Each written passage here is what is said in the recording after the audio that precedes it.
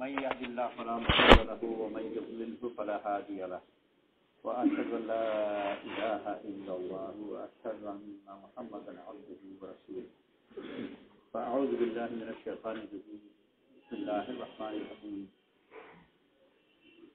وجاء من أقصى المدينة رجل يسعى قال يا قوم اتبعوا المرسلين قال رسول الله صلى الله عليه وسلم سياحة الأمة جهاد في سبيل الله أو كما قال عليه الصلاة والسلام আল্লাহ তাআলা এই দিন দিয়েছেন আর দিন প্রধানত দুই জিনিসের নাম ইবাদত আর দাওয়াত আর এই দুই সিফত দিয়ে রাসূল সাল্লাল্লাহু আলাইহি ওয়াসাল্লামের পরিচয় আবদুহু ওয়া রাসূলুহু রাসূল সাল্লাল্লাহু আলাইহি ওয়াসাল্লামের পরিচয় এই দুটো আমল দিয়ে দুটো সিফত দিয়ে ইবাদতের সিফত এবং দাওয়াতের সিফত আর এই সবগুলো দুটোকেই আল্লাহ তাআলা তার প্রধান অংশগুলো ইজতেমাই বানিয়েছেন সামগ্রিক সবাই মিলে করা কারণ মানুষের মেজাজের মধ্যে আছে যে মানুষের জীবন একাকী হয় না মানুষের সব অন্যের সাথে মিলে হয় যেটা সবাই মিলে করে ওইটার স্থায়িত্ব থাকে একাকী একটা জিনিস করলে স্থায়িত্বও থাকে না প্রসারও থাকে না তাই ইবাদতকে আল্লাহ তাআলা ইজতেমাই বানিয়েছেন ফরজ নামাজগুলো জামাত হিসেবে পড়তে হয় ওরকম দাওয়াতের কাজকেও আল্লাহ তাআলা বিভিন্ন ধরনের ইসলাম বাণিজ্যের সবাই মিলে করতে আর যখন সবাই মিলে করবে ওটা সাহিত্য হয় প্রসার এটা সমাজে তার প্রচলন হয়ে যায় অনেকটা একটা ভাষার মতো আমাদের দেশে লোক বড় সংখ্যায় অন্য দেশে চলে গেল মনে করা যায় আমেরিকায় হাজারো লাখো এই ভাষার লোক আছে কিন্তু বিক্ষিপ্ত তাদের পরিবেশের মধ্যে গিয়ে যখন পড়েছে কিছুদিন পরে নিজের ভাষাই থাকে না তারা সব ওই যে দেশে গেছে সেই দেশের ভাষা নিয়ে নেয় কিন্তু যদি নিজে একটা সবাই মিলে করে বাইরে যে আসবে সেই ভাষা নিয়ে দিন ওরকম ছোট বড় সবাই মিলে যখন করবে তো আল্লাহ তাআলা দিনের মধ্যে বড় একটা অংশ রেখেছেন যে ইজতেমাই এই দাওয়াতের কাজের মধ্যেও বিভিন্ন ধরনের ইসলামের সবাই মিলে করা সবাই মিলে যখন হয় ওটার প্রভাব বেশি থাকে মানুষের মেজাজের মধ্যে আল্লাহ তাআলা রেখেছেন যে কখনো অনেকগুলো কথা আছে সেটা বিদেশি অজানা লোক বললো তো মেনে নেয় কিন্তু বিদেশি লোক বলতে পারে কথাটা মেনে নাও কি যে কোনো ধরনের একটা সাহায্য হতে পারে বা যে কোনো প্রস্তাব হতে পারে কখনো কখনো অনেক জিনিস কোনো পণ্য বিক্রি করার ব্যাপারে হতে পারে অজানা বিদেশি বাইরে থেকে লোক আসছে তো ওর কথা লোকে গুরুত্ব দিয়ে শুনে আবার তার ঠিক বিপরীত হয় আবার নিজের জাতের লোক বলছে ওর কথাটা মানে আমাদেরই মানুষ কথা দুটো একেবারে বিপরীত যে একসময় বলছে ভাই একজন বিদেশি লোক তার কথা খেয়াল করে শোনো ওই শত আর কিছু পরে আবার বলবে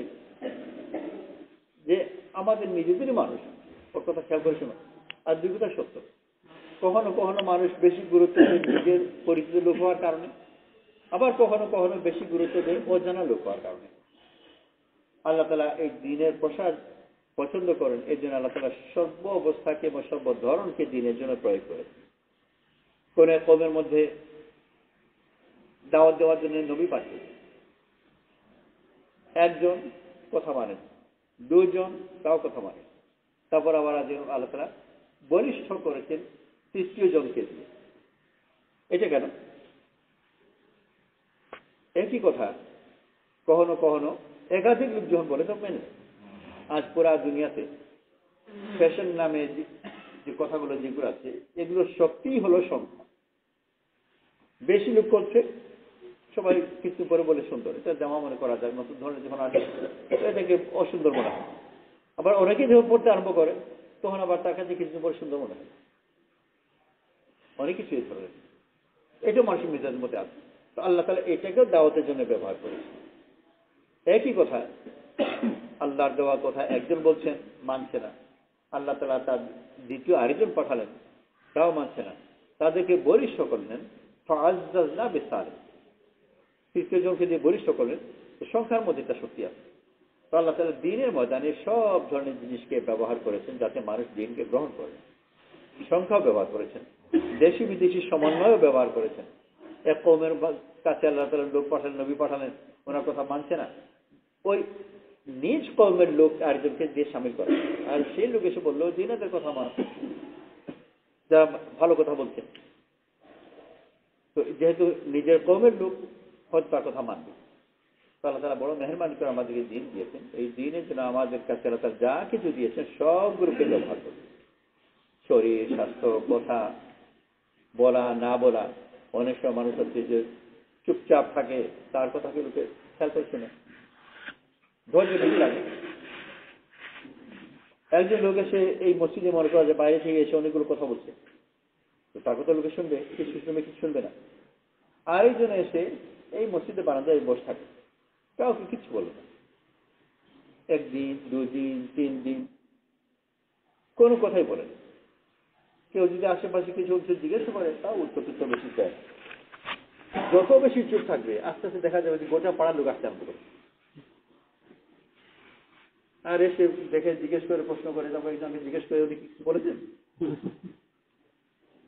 তো আল্লাহ তাআলা সব জিনিসকে দাওয়াতের জন্য ব্যবহার করে, বলাকেও ব্যবহার করে, না বলাকেও ব্যবহার করে, দেশি মানুষকে ব্যবহার করে, বিদেশি মানুষকে ব্যবহার করে, ছোটকে বড়কে। দাওয়াতের কাছে একজন বড় আলিম বললেন, সাধারণ মানুষ বলবে ভাই আলিম ওনারা তো ওইগুলো সব বলবেই। আবার তারই মতো আরেকজন এসে নামাজও পড়ে না, রোজা রাখে না, সে যদি ওর কথা বলে তো আমাদের মানুষ, তার কথা আবার শুনবে। তো কখন যে কার কথা কখন কে শুনবে এটা খুব প্রতিষ্ঠিত কোনো নিয়ম নেই। ভালো মানুষের কথা অনেক শুনবে, আবার একেবারে সাধারণ মানুষের কথা শুনবে। বদরের ময়দানে আবু জাহেলকে আক্রমণ করলেন 2 জন ছোট ছাত্র, একেবারে বয়সে ছোট, এত ছোট যে তলোয়ার নেওয়া মুশকিল, তলোয়ার মাটিতে লেগে যায়।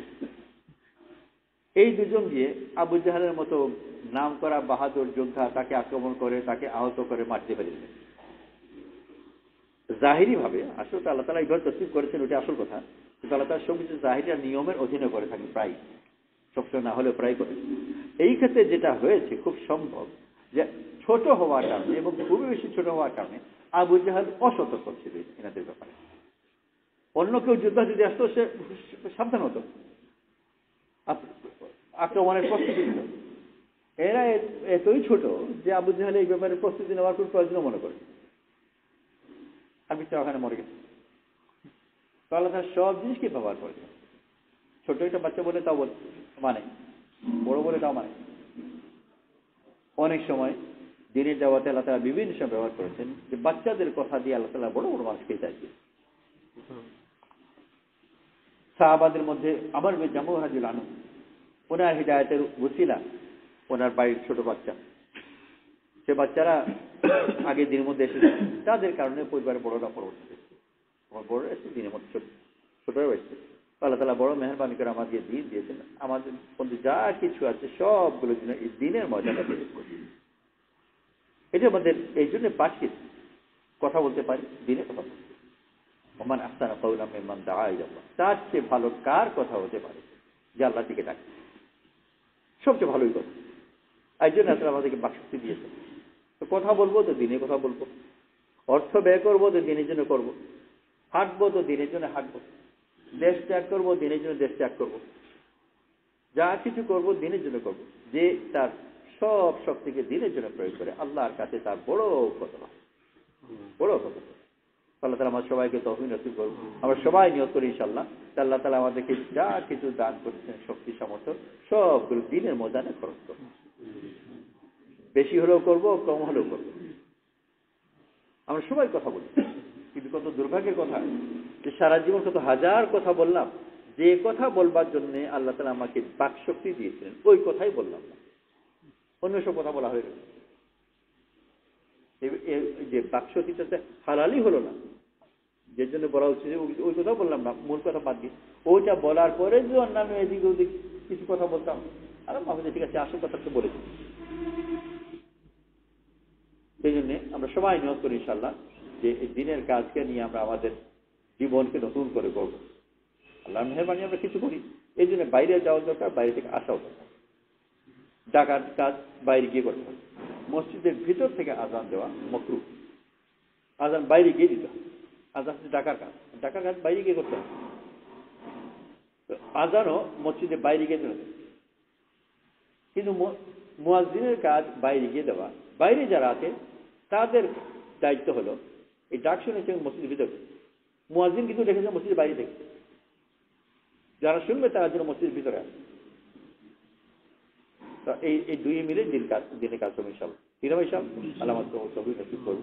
একটা জমাত আজকে এখানে এসেছে ইনশাল্লাহ, 3 দিন আছি, দেখতেই তো পাচ্ছেন বড় জমাত। অনেকে আমরা সবাইকে নিয়ে যদি বাইরে যাই, কাজ করে দেখা কাজ করি, পরিবারের ভিতর তাদেরকে নিয়ে আসি, বড় ভালো। আমরা অনেকেই আমাদের নিজের মধ্যে আল্লাহ মেহরবানি দিনদারি আছে, কিন্তু পরিবারে বা প্রতিবেশীদের মধ্যে, আত্মীয়দের মধ্যে অনেকের মধ্যে দিনে কিছু দুর্বলতা আছে। হয়তো আমার নিজের ভাই, নিজের ছেলে দিন ভাবে দুর্বল, আমি চাই সে দিন রাখুক, কিন্তু কেমন করে ভাইকে বলবো তাও বুঝতে পারি না, বা কেমন করে ছেলেকে বলবো তাও বুঝতে পারি না, বললে সে গুরুত্ব দেয়ও না, মানেও না। এইসব জিনিসের জন্য বাইরে থেকে জমা যখন আসে বড় অসুবিধা।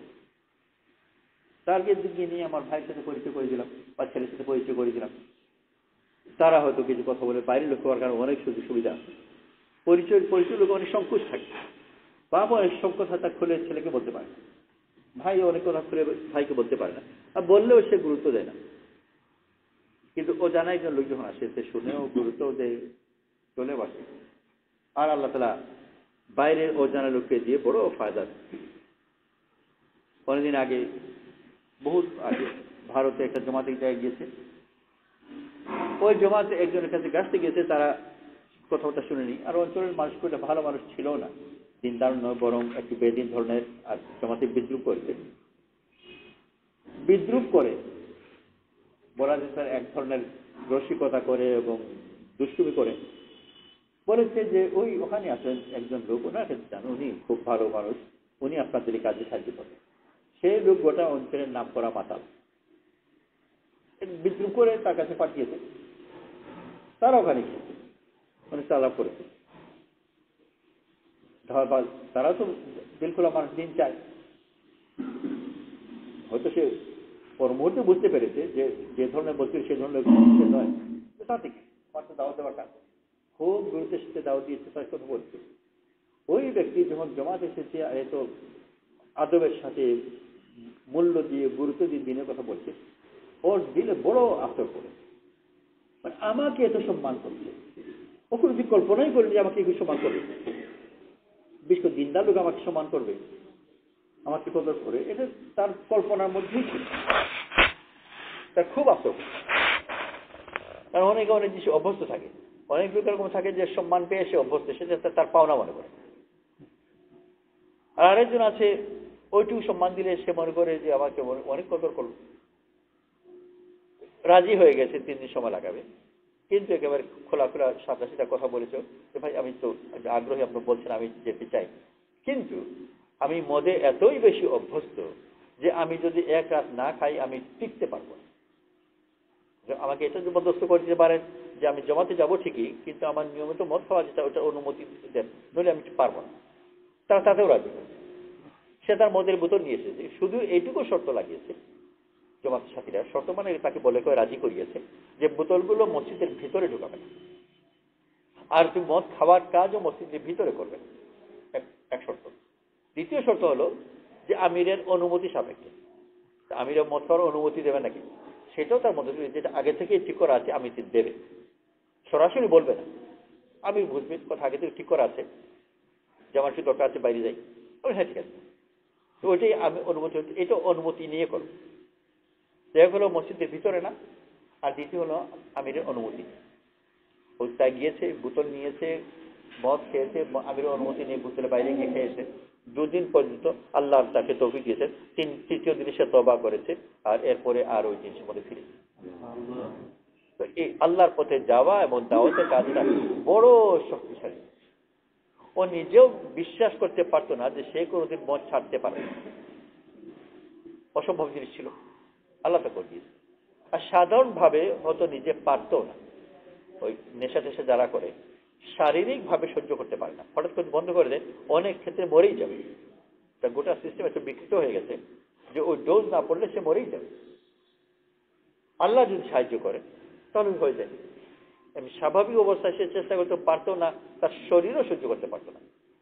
শরীর সহ্য করতে পারতো, এই বলছি যে আমাদের দেশে আল্লাহ মেহরবানি নেই, কিন্তু যেসব দেশে মদের প্রচলন বেশি আছে, হাসপাতালে লোক পাওয়া যায় তাদের অ্যালকোহলিক বলে, আর উনি রীতিমতো হাসপাতালেই তাকে থাকতে হবে, ও টিকতে পারবে না, ওষুধের মধ্যে থাকতে হবে। আল্লাহ তাআলা মেহরবানি করে আমাদেরকে দিন দিয়েছে, মজবুতির সাথে আমরা এই কাজ করি। আল্লাহ তাআলা ইসলাম আমাদেরকে হিদায়াত দেবেন, আমাদের ওসিলাতে পুরো দুনিয়াতে হিদায়াত দিতে হবে। তো জামাত 3 দিন এখানে আছে, আমরা যে যখন পারি আসি সব, ঠিক না ভাই?